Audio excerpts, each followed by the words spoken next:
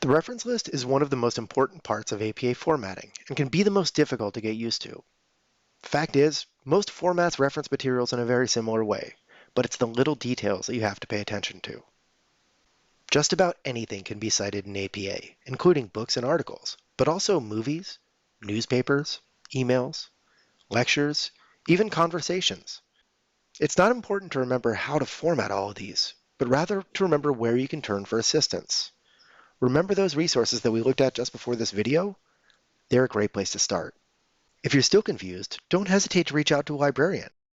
Now's as good a time as any to remind you that Cal State Fullerton's virtual reference is available 24/7 on our library homepage. Some other notes about the reference list. Authors are listed by last name, followed by initials or first and middle names. The list is arranged in alphabetical order by the first author's last name. References that take up more than one line will feature a hanging indent, which means that any line after the first will be indented by a ½ inch. The reference list is double-spaced, just like with the rest of your paper. In many cases, you might be lucky enough to find a resource in a database which can give you a citation for the item in question. If not, though, don't panic. Remember that everything that goes into a reference will be featured on the item itself. Creating the reference yourself isn't that hard. For instance, in a book, almost all the information you need is on the first few pages. With an article, most of the information you need is on the first page.